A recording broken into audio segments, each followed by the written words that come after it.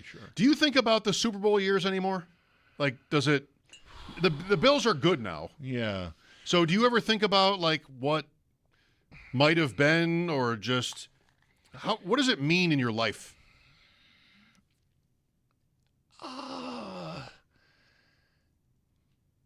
I can't. I want to flippantly say nothing. It's a long time ago. I don't care. But that would be dishonest. I'd just be trying to be cute and unaffected. I think it means having gone through it, it makes this era. It feels that much more urgent for them to get something done now while they're in this pocket with Allen in his prime, and not have this go by the wayside, because it was we all know it was a long time from they were pretty good for, in 96, not going to Super Bowls, but still 96, 98, 99 were playoff teams. Yeah. That, to varying degrees, that people will tell you that 99 team had a look at it if they didn't get done in by Music City Miracle, but that's, there's a lot of things you can say that about. Can I just say here, though, about that 99 for starters, or up front, 96, 98, there are dozens of NFL teams like that. Yeah, that's right. Over the that's years. what I mean. There's a lot of things you could say that about. Sure, absolutely. They just had, 96 anyway, and then apart from Kelly, 98, 99 had those all-time greats on the field. Yeah. So there was, same uniform, not the same coach, not the same quarterback. Just thinking about this year, although the same quarterback. But, enough of it was the same where there was connective tissue between Sure, yeah. the beginning of the It made Marv Kelly. it made it feel like 97 was a blip when they missed and Marv retired, and then Wade took over, and it's like, we're just gonna keep going, and then that didn't happen. Marv retired at 71.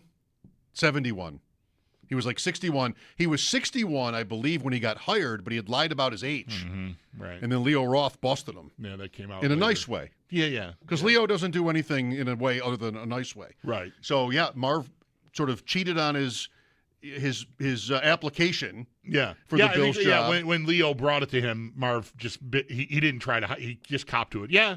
When I got hired, I shaved a couple years off of there because I didn't want to be hired as a 60-year-old. I thought it would be, make it.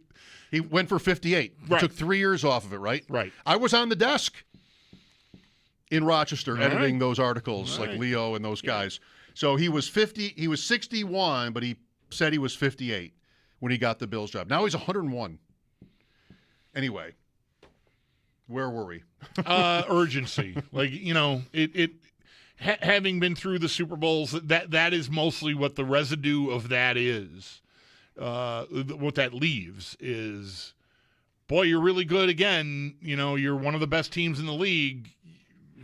Close the deal here. Let's get one done. And I don't think about that in that way. I try not to think about that way all the time, because I think that is where you can get to, I can't wait to beat the Chiefs in November and feel nothing. All that matters is what happens in February, not even January anymore. The Bills haven't even made it past January, but February is what matters. And I try not to, it's hard, but I try not to live in that space, because I don't think that's, the speech. 2007 taught me a lesson. I want to try to smell the flowers and appreciate, every day, and, enjoy every sandwich, whatever here. What is this, The Sound of Music?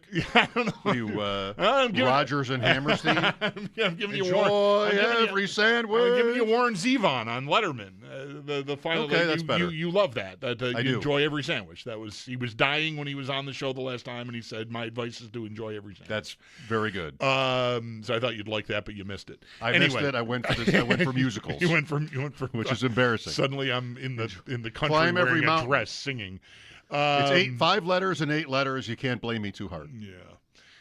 So that's, I think, what it leaves, and that's, I think, to varying degrees. I don't always do a great job of not dwelling on that.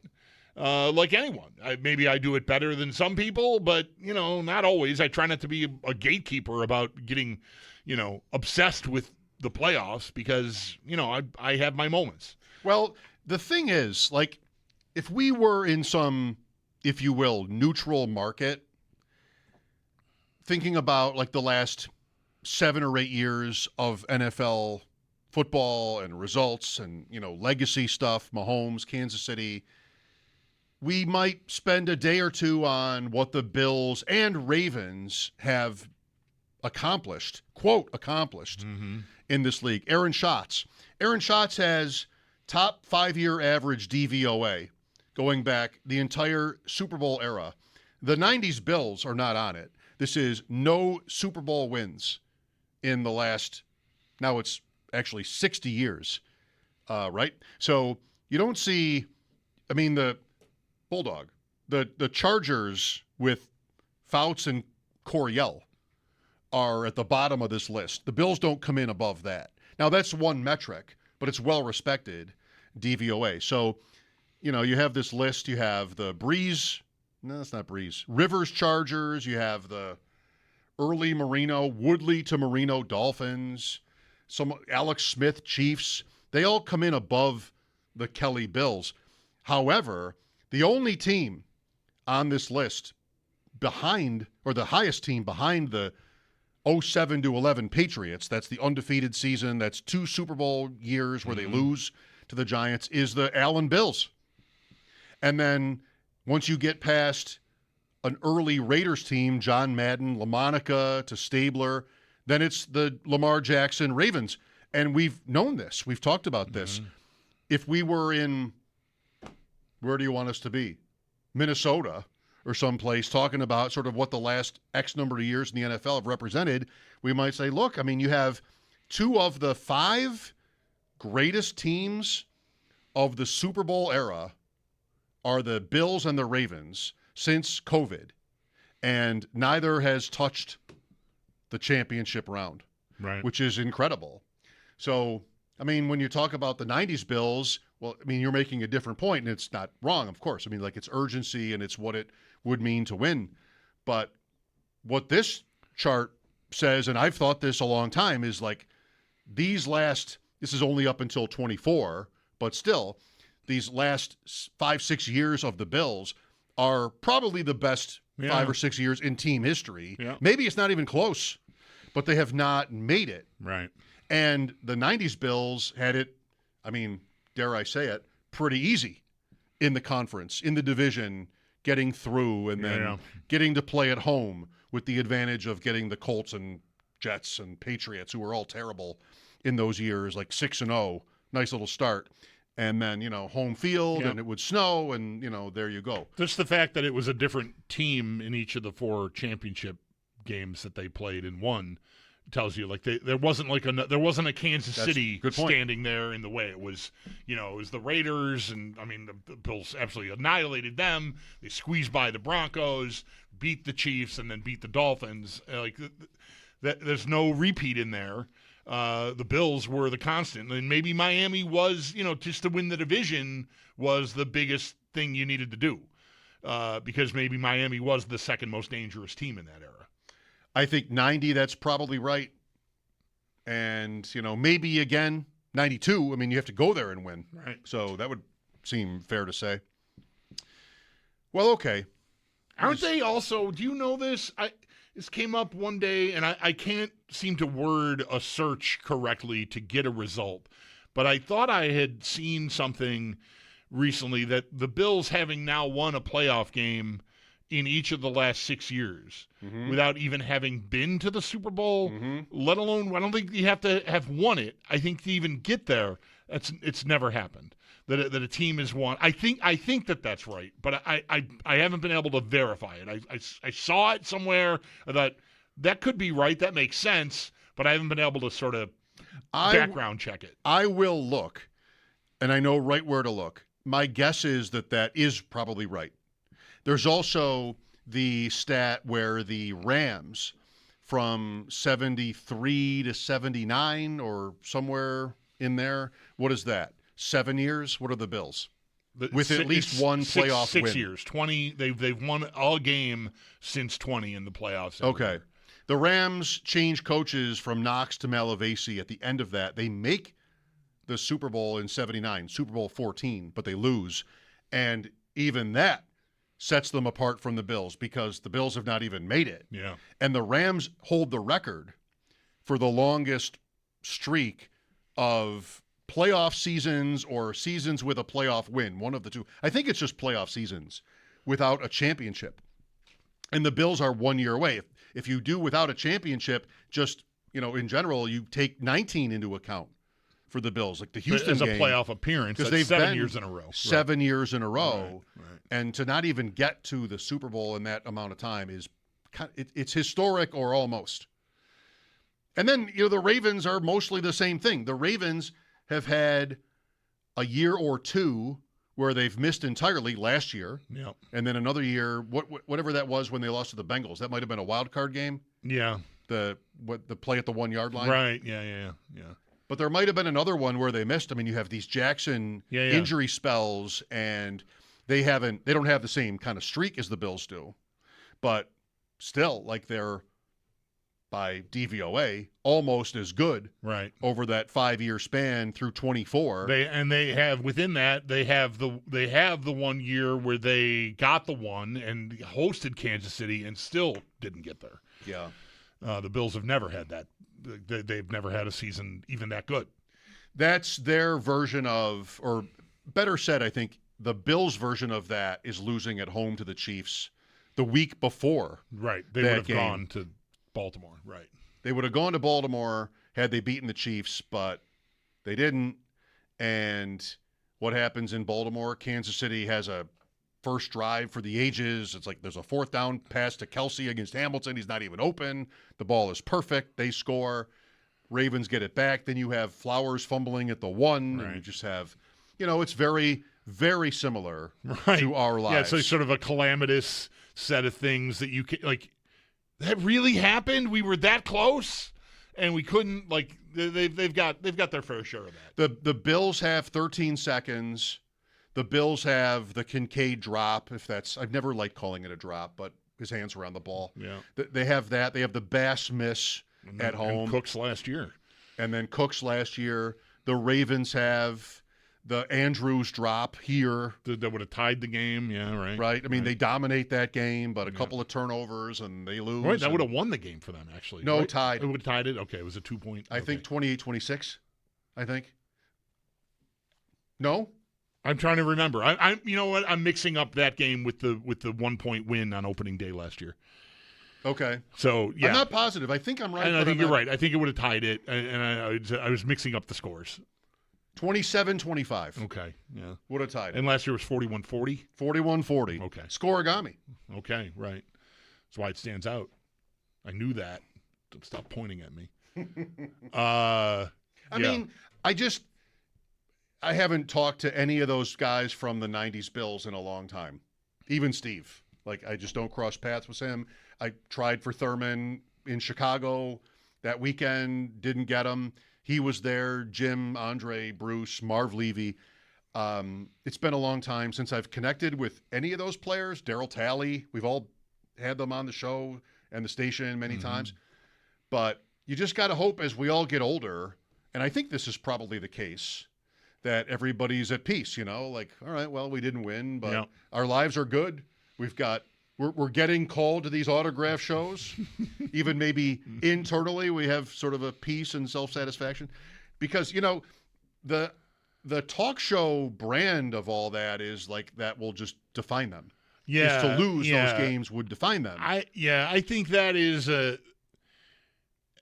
it's an obviously easy thing, I think, for people from a distance to say about a group of players or even specific, like the quarterback especially, right? And I think you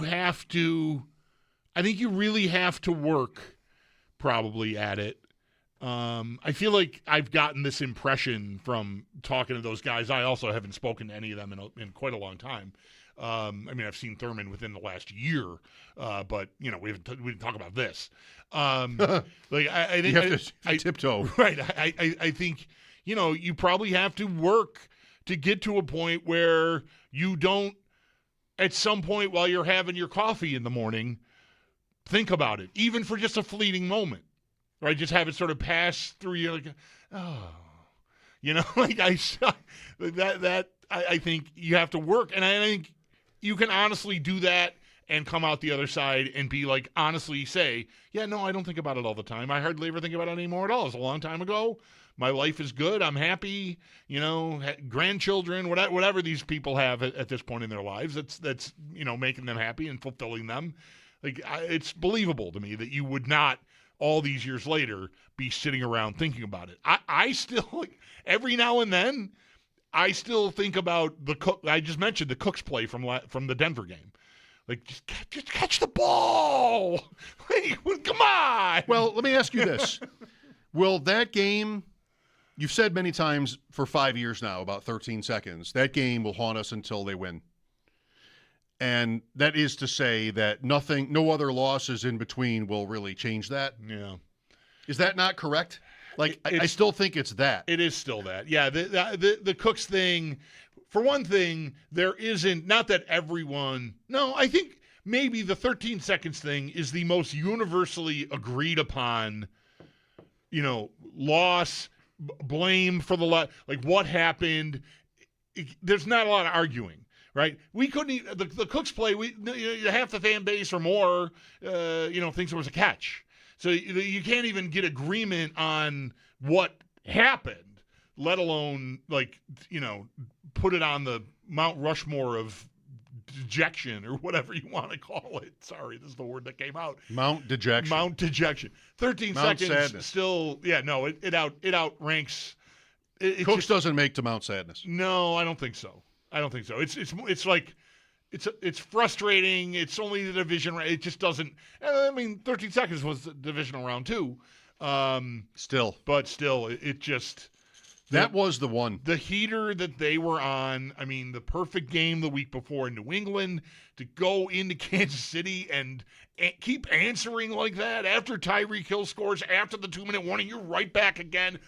Like they looked, And we know that what you looked like the previous week, there's no momentum, right? 51-3 turned into 20-19, a loss. So they didn't carry over into the Super Bowl.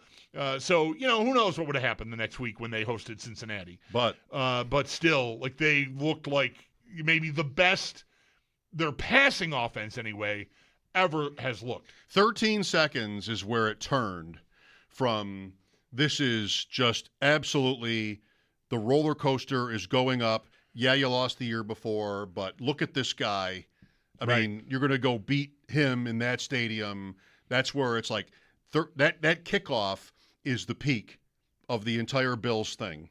Maybe ever, but certainly in this era, it's the absolute peak. And then ever since, by the time you're in the next season, and that's Hamlin, and then the Bengals, and Diggs is screaming at Allen on the sideline, like now it's coming apart a little bit, and they've done well the 3 years since to keep, to stay at the level they've been at, right? But, roller coasters are not all up and down. There's stretches where you're sort of like staying level. But that game is the one where then you change from, okay, well, this is a phenomenon in the making, to, is there something wrong? And then Mahomes is like he kind of owns them. And the next, they go 3 more times and they beat the Bills 2 more times. And that's always like, you can't have a conversation about the Allen Bills without mentioning the Chiefs. No, that's right. It's just like, it's 4 playoff losses in 6 years. Why haven't they won one? Why haven't they been to a Super Bowl? The Chiefs. Mostly, it's I still think that the Hamlin year marred that Bengals loss in a way that I don't think that team was going anywhere. I just think eventually they were going to run out of gas. They ran out of gas against the Bengals. I think it could have happened easily the next week if they had beaten the Bengals. I just think they would have gone to Kansas City. They would have been on E at some point, and it happened. So like that year, that's almost over there. Like I don't think I have a Bengals problem. I might. Maybe we'll find out this year if I have a Bengals problem. But I don't think I do. I so don't want to have a Bengals I think problem. there's extenuating circumstances that I can sort of separate that game. But the rest of it is it's the Chiefs. It's all the Chiefs. I mean, no offense to the Broncos who did it last year. Ugh, the Broncos. Now there's that. Stupid Broncos. But, like, we're right here, and then 13 seconds happens. That's an all-timer. The next year they lose at home. That wasn't supposed to ever happen. The next year they lose at home. Then it's Kansas City at home as well. Nope. Then at Arrowhead, right there. Great shape. Fourth quarter, ahead. Nope. And really, since 21, they're a team that's more famous for their losses. You can only be the Drought Bills were never famous for losses because no one cared. No, right. But you can only be the plus side of it. You can only be this if you're really good. Manning's Colts, Steve Young's 49ers couldn't beat Dallas. Then they do though, and Manning's Colts also do. You got to beat Kansas City in the playoffs for it to really matter. I mean, you could beat someone else. I mean, last year you had that chance. That didn't might happen be either. That might be the piece of the Bronco game that hangs the most bitterly is that you were going to New England. You weren't going to Kansas City if you won that game. That would have been a great game. You were going to New England, and that would have been a great game to talk about. Yeah. Who's up to this? But there's no, we all know there's Allen. no Lamar, no Mahomes, no Burrow, the deck is completely cleared, and you just that's what the Cooks catch rolls right into that, or like that rolls right into the Cooks. Whatever, it's all connected, and that's where the frustration I think still lies for me. Tough one. By one, I mean this segment. Yeah. Tough segment. Yeah. That's my fault. You said Scott Norwood, and I just went there. Tone setter. Paul Hamilton next. What happened at practice today? Injury news and more. Marcel Louis-Jacques today, ESPN, Miami. Are we all being too casual? Maybe. I'm not being too serious, so I might be being too casual about the Dolphins. I'm definitely casual about the Dolphins. Yeah, you are. And I am too. Never the Jets, but this time the Dolphins. I'm getting there on the Jets. You're getting to a point where you're taking taking them for granted? I'm getting to why did I ever think that there was going to be anything other than a year where Aaron Glenn gets fired? 2 tweets where Geno Smith is throwing a pick in training camp, and you're like, yeah, what was I doing? It's enough of that. I was crazy. Please. Yep. Check, please. All right, so Paul next. Mike Chopin, the Bulldog here. Thanks for listening.